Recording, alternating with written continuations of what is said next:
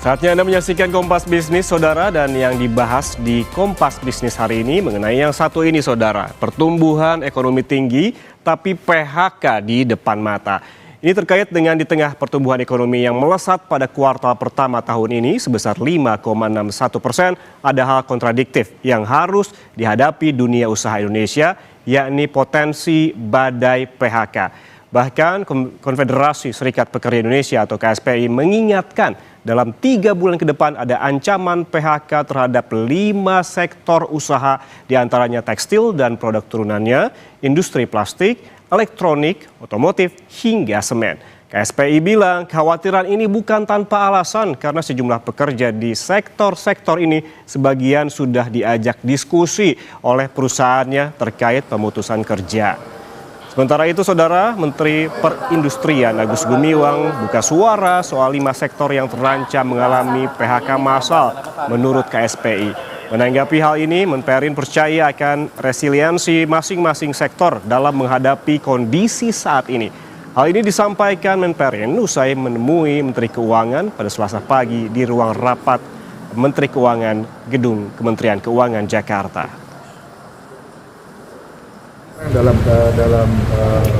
kondisi yang mungkin harus menjadi perhatian, dan yang menghadapi kondisi ini bukan hanya Indonesia, dan saya tetap percaya dengan resiliensi dari sektor manufaktur.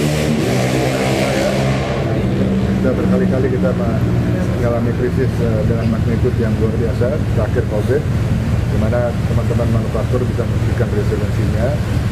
Bahwa ada tekanan terhadap market, ada tekanan terhadap bahan baku, ya itu memang dihadapi oleh semua negara, semua pihak, dan saya yakin ini sifatnya temporary.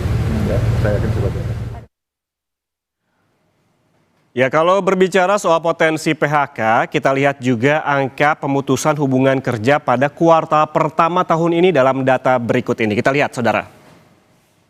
Nah, ini dia angka PHK di tahun 2026 per Januari hingga Maret. Kementerian Ketenagakerjaan mencatat ada sebanyak 8.389 tenaga kerja terkena PHK sepanjang Januari hingga Maret 2026. Berdasarkan laman 1 data Kemnaker, jumlah tersebut terdiri dari 4.590 orang pada Januari, 3.273 orang pada Februari, dan 526 orang pada Maret 2026.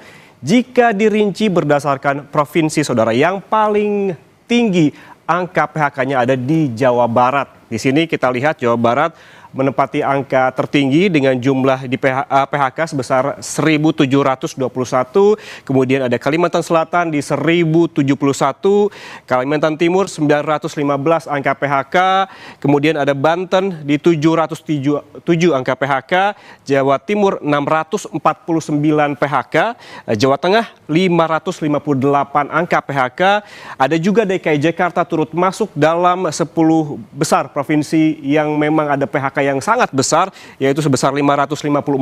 Ada juga Sumatera Selatan di 495 PHK, Sulawesi Selatan 187 angka PHK, dan ke-10 ada Sumatera Utara di 168 angka PHK.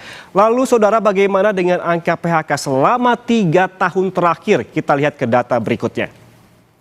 Nah, Saudara, masih dari data Kemenperin, selama 3 tahun jumlah PHK setiap tahunnya ini terus mengalami peningkatan yang signifikan. Apabila kita lihat dari awal di tahun 2023 saja ada sekitar 64.855 orang yang terkena PHK secara total di tahun 2023.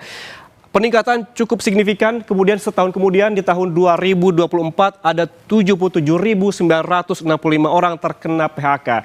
Kemudian setahun kemudian lagi di tahun 2025 ini meningkat drastis di angka 88.519 orang yang terkena PHK. Jumlah PHK ini, Saudara, dari tahun ke tahun kian mengkhawatirkan, dan pertanyaannya, bagaimana dengan tahun 2026? Seberapa besar badai PHK akan menerjang di tengah banyaknya tekanan global dan juga domestik?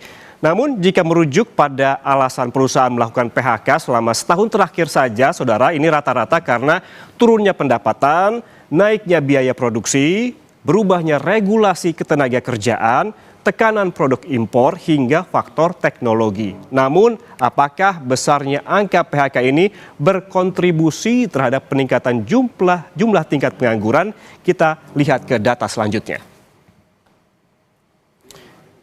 Tampaknya tidak ya kalau kita lihat dari garis yang menurun ini begitu. Data dari Badan Pusat Statistik menunjukkan tingkat pengangguran terbuka 3 tahun terakhir justru terus turun. Ini dari Februari, karena data ini per Februari, dari Februari 2024, ini sebesar 4,82%. Turun lagi, ini tingkat pengangguran terbuka di Februari 2025 sebesar 4,76%, dan di tahun 2026 per Februari ini juga turun di 4,68%. Dalam data yang sama disebutkan bahwa proporsi pekerja penuh ini naik dibandingkan Februari 2025 menjadi 66,77%, sementara pekerja paruh waktu juga naik jadi 25,97%. Saudara, kita lihat juga pertumbuhan ekonomi dari tahun ke tahun.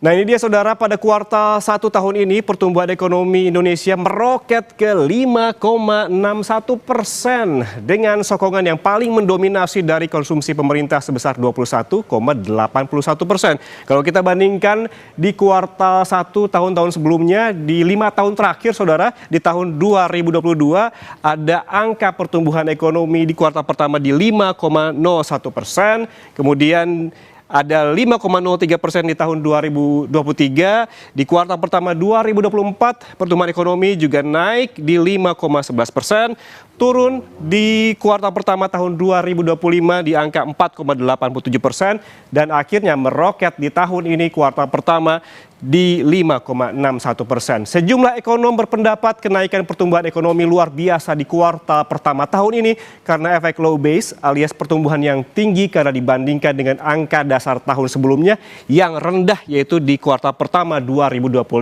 Pertumbuhan ekonomi kuartal pertama tahun ini pun jadi yang tertinggi sejak 14 kuartal terakhir. Dan saudara, kita lihat juga lapangan usaha yang mendukung pertumbuhan ekonomi. Kita lihat data. Ya, pertumbuhan ekonomi pada kuartal pertama 2026 menurut lapangan usaha adalah ini yang tertinggi ada pada perdagangan dan reparasi sebesar 6,26%. Kemudian yang kedua ada dari konstruksi 5,49%, dan ada juga yang ketiga dari industri pengolahan sebesar 5,04%, dan ada dari sektor pertanian 4,97%. Sementara sektor pertambangan dan penggalian ini turun ataupun minus sebesar 2,14%, dan ada juga lainnya ini tumbuh 7,32%. Jika dirinci lebih dalam, usaha yang mencatatkan laju pertumbuhan PDB tertinggi pada kuartal 1 ini adalah penyediaan akomodasi makanan dan juga minuman, yakni sebesar 13,14% secara year on year. Saudara, pertanyaannya, ini seberapa besar potensi lonjakan PHK akan terjadi pada tahun ini di tengah tekanan global dan juga domestik? Apa saja yang dikhawatirkan pelaku usaha dengan segala ketidakpastian ini? Kita bahas usai jeda, tetaplah bersama kami di Kompas Bisnis.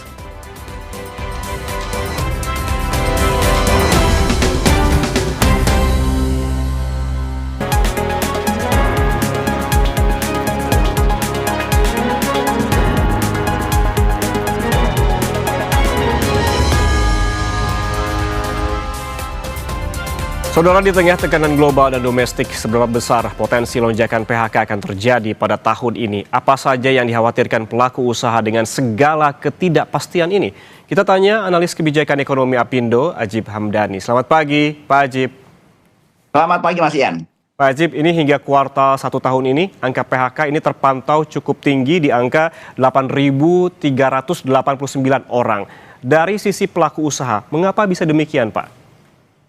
Ya, karena kalau kita lihat, Mas Ian, sebenarnya ekonomi kita ada beberapa indikator makro yang menunjukkan bahwa kuartal kedua dan ketiga cenderung akan mengalami penurunan walaupun relatif landai ya. Karena begini, Mas Ian, kalau kita lihat dari data yang tadi disampaikan Mas Ian, itu menunjukkan bahwa sektor-sektor penopang pertumbuhan ekonomi di kuartal 1 yang begitu luar biasa mencapai 5,61%, itu lebih banyak karena government spending. Karena seperti tadi Mas Ian sampaikan, bahwa sebenarnya yang namanya pertumbuhan ekonomi itu membandingkan antara kuartal 1 dengan kuartal 1 tahun sebelumnya, namanya year on year. Dan kalau kita lihat, terjadi perbedaan signifikan antara year 1 2025 dengan kuartal 1 2025 dan kuartal satunya 2026. Contoh misalnya, dulu 2025 kuartal 1 itu misalnya program MBG, SPBG baru ada 900, SPBG sampai 1000. Tapi di kuartal 1 2026 udah ada sekitar 25.000, Mas Ian. Jadi ini angka yang begitu signifikan, luar biasa, luar biasa. Terus kemudian bagaimana pembangunan fisik KDMP misalnya. Ini kan secara langsung mendorong pertumbuhan ekonomi di daerah. Pertanyaannya adalah apakah kuartal kedua dan ketiga ini akan berlanjut? Hampir pasti tidak, karena polanya akan berbeda. Nah, kalau kita lihat Mas Ian, bahwa pertumbuhan ekonomi kita di kuartal kedua dan ketiga, harapannya adalah kemudian perbankan bisa masuk. Ini yang menjadi harapan agar terjadi cash flow di lapangan. Karena dengan adanya pertumbuhan ekonomi yang begitu luar biasa di kuartal 1, kemudian impact-nya adalah masalah fiskal.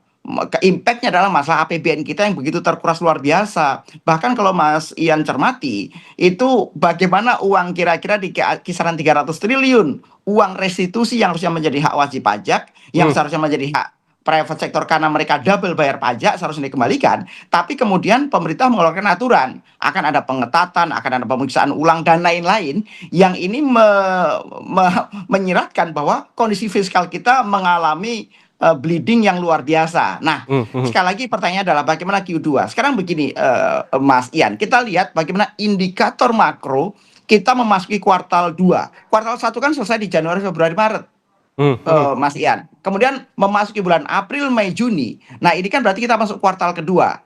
Dan repotnya Mas Ian, kita memasuki kuartal 2 ini dengan indikator makro lain yang kurang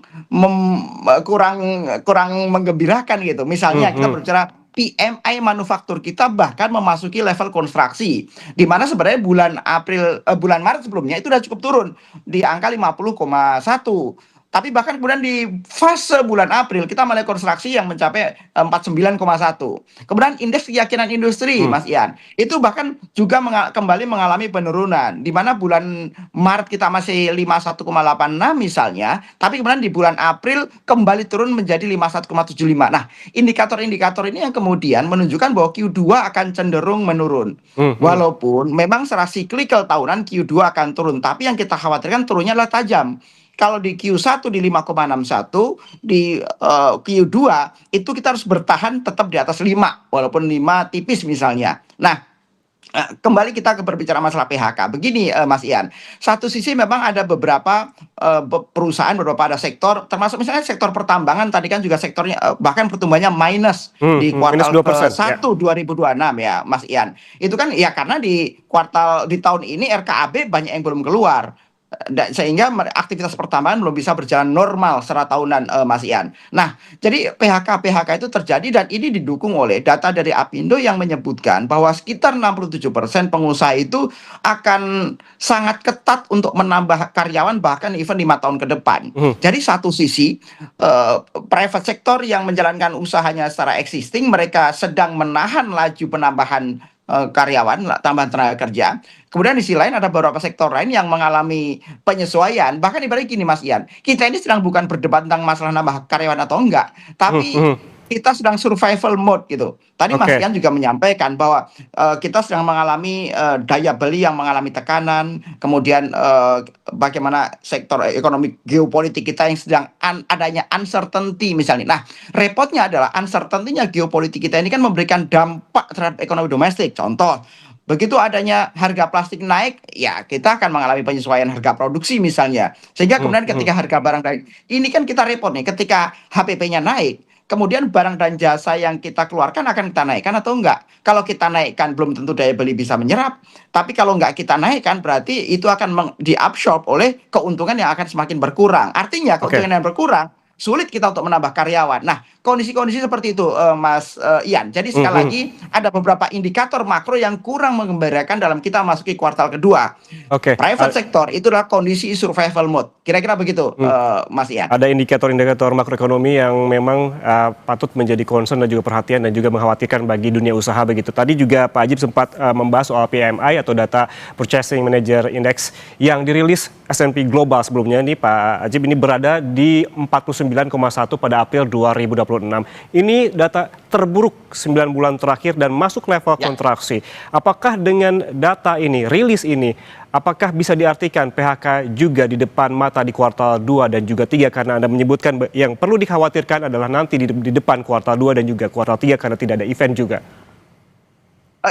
Ini begini, Mas Ian, berbicara Purchase Manager Index itu berbicara masalah keyakinan bagaimana ekonomi ke depannya. Nah, ketika kemudian termasuk indeks keyakinan industrinya juga, ketika kemudian bagaimana sektor permintaan, sektor produksinya juga akan mengalami penyesuaian, tentunya ini akan berpengaruh terhadap bagaimana kita manajemen pengelolaan industri. Nah, satu hal yang paling kita cermati adalah berbicara masalah efisiensi operasional. Dan sebenarnya begini, PHK ini sebenarnya satu hal perlu kita garis bawahi, Mas Ian, bahwa ini tidak terjadi secara sistematik sebenarnya. Ini banyak case by case.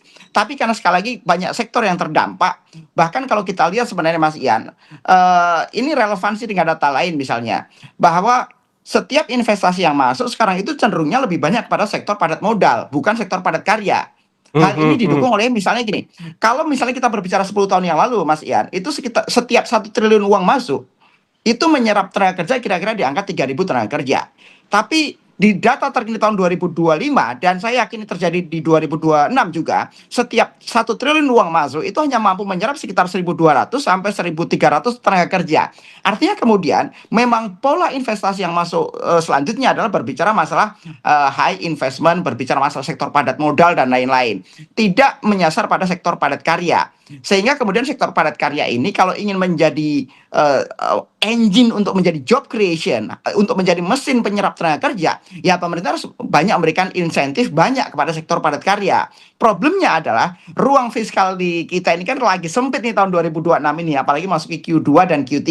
Jadi sekali lagi yang bisa diharapkan dunia usaha, kita tidak bisa berharap banyak dengan adanya insentif dari sektor fiskal, karena sekali lagi fiskal kita berdarah-darah. Jadi yang bisa dilakukan oleh dunia usaha adalah sementara bisa bertahan. Karena narasi bertahan ini jauh lebih penting daripada sekedar bagaimana nih penyerapan tenaga kerja dan lain-lain. Tapi saya pikir perlu dilakukan sebuah komunikasi bersifat bipartit antara pemberi kerja dan tenaga kerja, sehingga ketika terbangun sebuah mutual trust, saya pikir PHK juga akan bisa termanage dengan baik, Mas Ian. Oke, intinya bagaimana caranya para pelaku usaha ini bertahan aja dulu begitu ya. Kalau kita lihat juga data bisa ditampilkan di layar terkait dengan data PHK di tahun ini, di kuartal pertama dan juga 3 tahun terakhir begitu.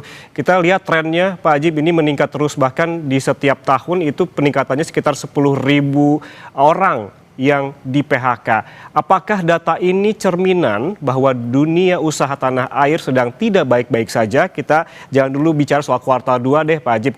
Saat ini saja, apakah ini sebuah cerminan dunia usaha tanah air sedang tidak baik-baik saja? Apalagi tadi juga disinggung soal data PMI kuartal 1 juga melambat meski belum level terkontraksi. Begini Mas Ian, kalau kita lihat cerminan dari kuartal 1 kita ditopang oleh government spending. Dan government spending itu kan penyerapan tenaga kerja banyak, misalnya untuk SPPG di MBG, misalnya sekarang lagi mau ada rekrutmen untuk KDMP. Tapi kalau Mas Ian cermati, KDMP, manajer-manajer KDMP yang mau diserap, itu pun hanya ada jaminan bahwa mereka akan dikontrak selama 2 tahun ke depan misalnya. Karena ini juga kembali melihat kemampuan fiskal kita. Nah, jadi sekali lagi, kalau bagaimana dengan private sector? Private sector ini kan tentunya bagaimana kita juga mengandalkan insentif pemerintah yang tepat sasaran, Mas Ian. Karena begini, di kita ini yang menjadi problem adalah berbicara masalah high cost ekonomi. Biaya energi kita mahal, biaya logistik kita, katakan logistik di rata-rata internasional dan negara maju yang bisa bersaing dan punya competitiveness yang bagus, mereka hanya terbebani 14% misalnya. Tapi di Indonesia logistik terbebani sekitar 23%. Nah, ini kan variabel-variabel yang mendorong high cost ekonomi. Sebenarnya begini Mas Ian, kalau ingin pemerintah lebih bisa mendorong private sector menjadi engine untuk penyerapan tenaga kerja, pemerintah cukup mengeluarkan regulasi yang pro dengan low cost ekonomi. Jangan terlalu banyak premanisme di lapangan. Premanisme ini kan kondisi yang cukup mengkhawatirkan di lapangan, Mas Ian. Bagaimana biaya-biaya undertable kita yang banyak. Nah, poinnya adalah kita ingin menyampaikan pemerintah harus mendorong namanya low cost ekonomi kalau ingin terkonversi menjadi penyerapan tenaga kerja. Kira-kira begitu. Karena biaya-biaya yang dikeluarkan oleh dunia usaha pada sektor-sektor yang membuat biaya ekonomi tinggi inilah kemudian membuat pengusaha nggak mampu untuk menyerap tenaga kerja lebih banyak. Dan ini banyak sekali bagaimana fenomena-fenomena di lapangan, premanisme yang ada. Itu sektor pengusahanya, Mas Ian. Sekarang kita begini deh, kita sudut pandang demand-nya deh, kita sudut pandang masyarakat deh. Misalnya nih orang mau beli hal sederhana di lapangan. Orang mau beli di minimarket misalnya. Di situ bayar parkir yang nggak kepake.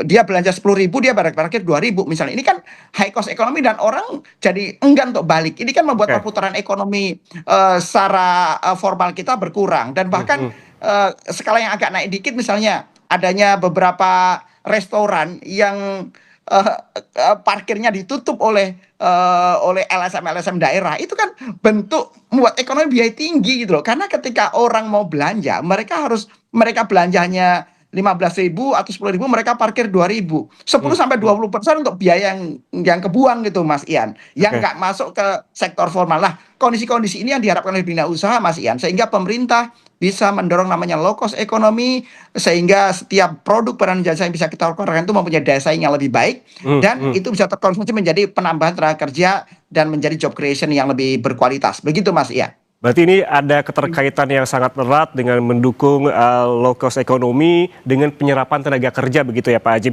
Kalau kita lihat juga data, tadi ada yang sudah dirilis oleh BPS terkait dengan daerah mana saja yang terbesar penyumbang angka PHK. Kita lihat ada Jawa Barat, Kalimantan Selatan, Kaltim, Banten, dan juga Jawa Timur. Ini jadi 5 besar provinsi penyumbang angka PHK terbesar. Menurut Anda mengapa demikian? Begini, kita harus analisa secara lebih mendalam. Tapi kalau berbicara Kaltim hampir pasti itu karena sektor tambang. Karena RKB belum keluar, sehingga udah pasti aktivitas penambangan juga sementara akan mengalami freezing di sana. Kemudian kalau berbicara Jawa Barat, Jawa Timur, itu memang banyak relokasi pabrik sebenarnya kalau kita lihat. Termasuk kemarin kita lihat Pak Prabowo kan banyak meresmikan pabrik di Jawa Tengah misalnya. Yang pabrik ada yang di Magelang, ada yang di Temanggung, dan lain-lain. Yang begitu ada relokasi pabrik, kalau berbicara penambahan pabrik, berbicara penambahan tenaga kerja. Begitu berbicara relokasi, memang di Jawa Tengah akan naik. Tapi akibatnya apa? Jawa Barat juga akan mengalami PHK. Nah, kondisi-kondisi itu yang kemudian harus disikapi juga bukan sekedar oleh pemerintah pusat, Mas Yan, tapi juga oleh pemerintah daerah. Jadi pemerintah daerah juga harus memberikan insentif yang tepat sasaran sejalan dengan program dari pusat. Karena kalau kemudian pusat memberikan insentif, pusat memberikan regulasi-regulasi yang pro dengan investasi, tapi tidak diikuti oleh langkah dari daerah, maka tentunya kayak tadi pabrik itu hanya akan relokasi, pabrik hanya akan pindah. Jadi sekali lagi, bagaimana pemerintah daerah juga harus memberikan insentif yang tepat sasaran, harus memberikan tingkat keamanan dan kenyamanan buat usaha. Karena begini Mas Ian, berbicara usaha, ini bukan berbicara masalah setahun 2 tahun.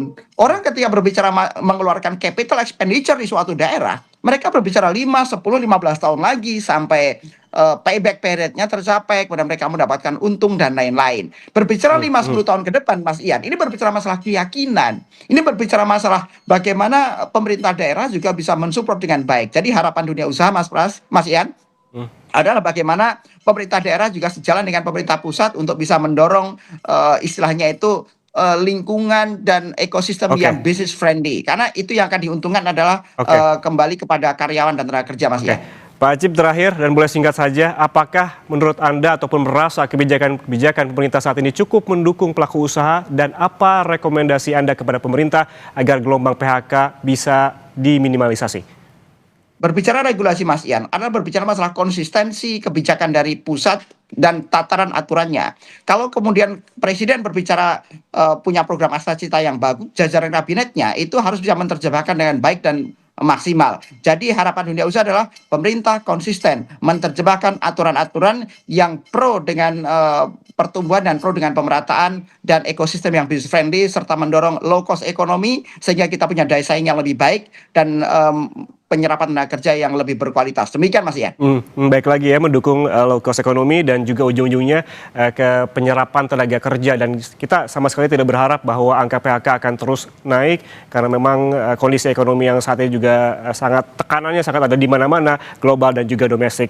Terima kasih Ajib Hamdani, analis kebijakan ekonomi dari Apindo, atas waktunya bersama kami di Kompas Bisnis. Sehat selalu Pak.